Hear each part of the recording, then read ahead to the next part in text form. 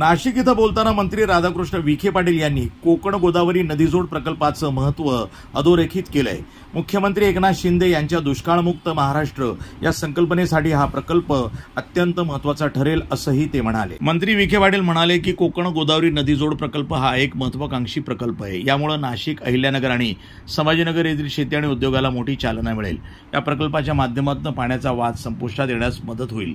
राज्यातील दुष्काळ कमी करण्यासाठी अशा प्रकल्पांची नितांत गरज असल्याचंही त्यांनी स्पष्ट केलं। या प्रकल्पाच्या अंमलबजावणीमुळे राज्याच्या विकासाला गती मिळेल असा विश्वासही त्यांनी यावेळी व्यक्त केला।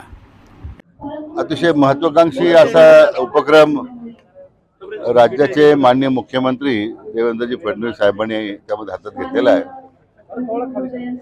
दुष्काळमुक्त महाराष्ट्राच्या पार्श्वभूमीवर हे गोदावरी खोऱ्याचे सगळ्यात तुटीचं खोरं आहे, त्यामध्ये पाणी आणण्यासाठी हे उल्हास खोऱ्यातून जे आपण आणतोय, उल्हास त्या ठिकाणी वैतरणा गोदावरी साधारण 55 ते 60 TMC पाणी आपण त्यामध्ये संकल्पित केलं आणण्याचं, आणि त्यासाठी एक कार्यालय पूर्णतः त्या कामासाठी काम करील। एक मुख्य अभियंता राहतील, एक अधीक्षक अभियंता राहतील, अन्य बाकी अधिकारी येतील। त्याची आता प्रक्रिया सुरू केलेली आहे आणि त्यामुळं या कार्यालयामुळे त्या संपूर्ण प्रक्रियेला निश्चितपणे गती मिळेल। म्हणून आजचे एक उद्घाटनाचा कार्यक्रमाचं आयोजन केलेलं आहे। दुष्काळमुक्त महाराष्ट्राची जी घोषणा झाली आहे, मुख्यमंत्र्यांचा महत्त्वाकांक्षी हा प्रकल्प आहे।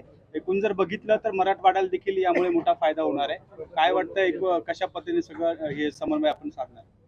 नाही, याचा प्रमुख भूमिका तीच होती की गोदावरी खोरे सगळ्यात तुटीचं असल्यामुळे आणि नेहमीच आता हा जो आपण गायकवाडी संदर्भात जो वाद निर्माण झाला पाहतोय, शेवटी पाणी उपलब्ध करणं हेच त्याला उत्तर होतं।